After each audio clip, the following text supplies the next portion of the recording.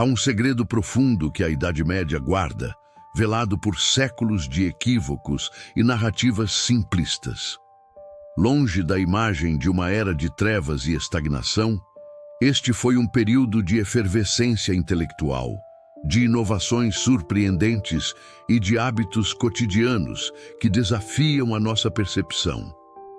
Mergulhamos agora em uma investigação sobre a verdadeira face da Idade Média, desvendando invenções e costumes que moldaram o futuro de maneiras que poucos imaginam. A ideia de que a Idade Média foi um hiato sombrio entre a grandiosidade romana e o Renascimento é uma simplificação grosseira.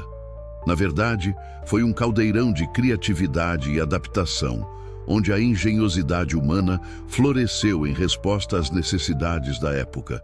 Comecemos pelas invenções, que não só facilitaram a vida, mas lançaram as bases para o progresso científico e tecnológico que viria a seguir. Considere a agricultura, a espinha dorsal de qualquer sociedade. A invenção do arado pesado, com sua relha de ferro capaz de cortar e virar solos densos, revolucionou a produção de alimentos. Antes dele, o arado leve romano era ineficaz em grande parte da Europa.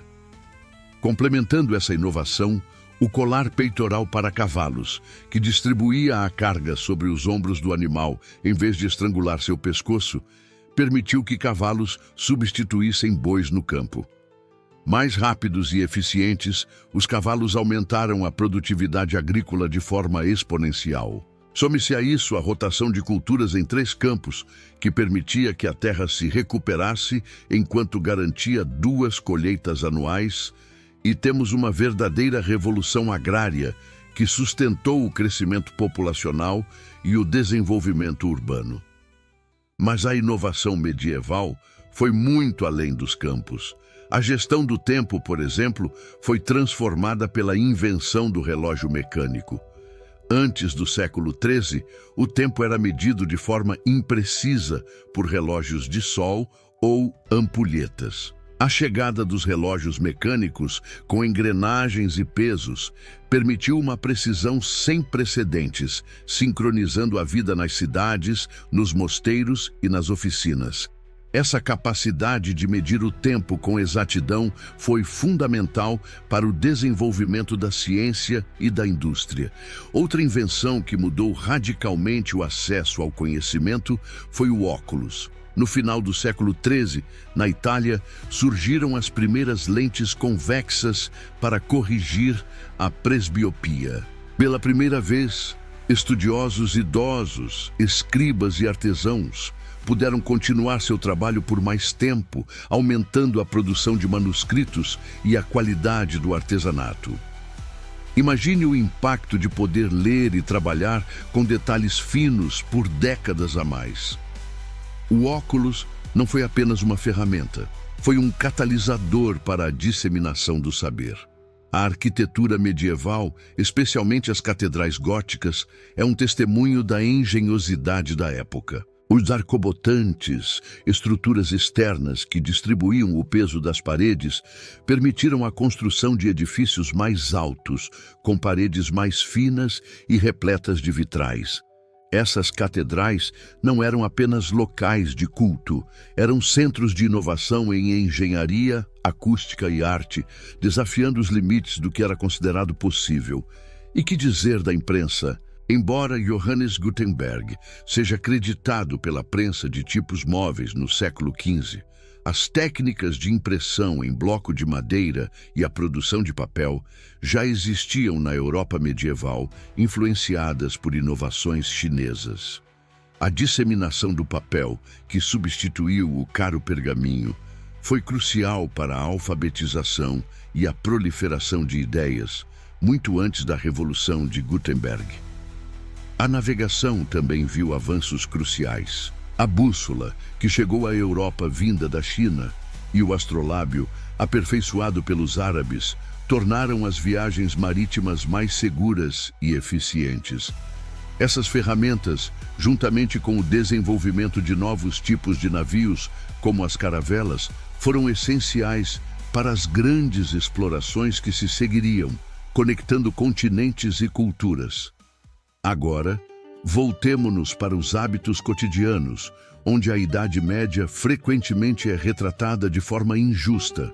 A crença popular de que as pessoas medievais eram universalmente sujas e sem higiene é, em grande parte, um mito.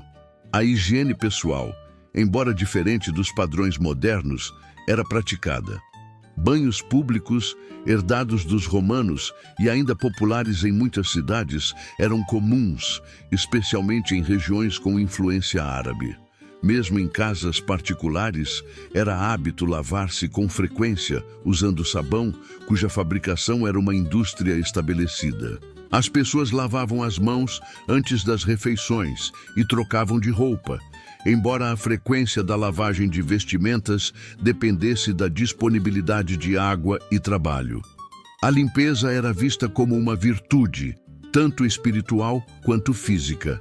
A alimentação era mais variada do que se pensa. Enquanto o pão e a cerveja ou hidromel eram básicos, a dieta incluía uma vasta gama de vegetais, frutas, laticínios, ovos e carnes, dependendo da estação e da classe social. Especiarias exóticas, como pimenta, canela e gengibre, eram importadas e usadas não apenas para conservar, mas para realçar o sabor dos alimentos, demonstrando uma culinária mais sofisticada do que o imaginado.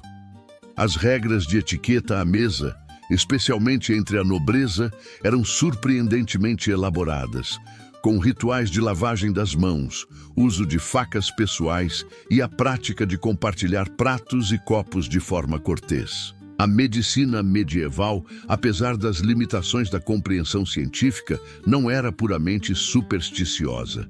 Embora ervas e orações fossem usadas, havia também práticas cirúrgicas avançadas para a época, como amputações e trepanações, e o desenvolvimento de hospitais e escolas médicas. O conhecimento árabe e grego, traduzido e estudado em universidades emergentes, forneceu uma base para a anatomia e a farmacologia. A crença na teoria dos humores, embora hoje refutada, era uma tentativa racional de entender o corpo e a doença. A educação, longe de ser restrita aos mosteiros, floresceu com a fundação das primeiras universidades na Europa, como Bolonha, Paris e Oxford, a partir do século XI. Essas instituições ofereciam cursos em teologia, direito, medicina e artes liberais, atraindo estudantes de toda a Europa. O método escolástico, baseado na lógica e no debate, incentivava o pensamento crítico e a busca pelo conhecimento. O lazer e o entretenimento eram parte integrante da vida medieval. Jogos de tabuleiro como xadrez, damas e gamão eram populares. A música, a dança e a contação de histórias eram formas comuns de diversão.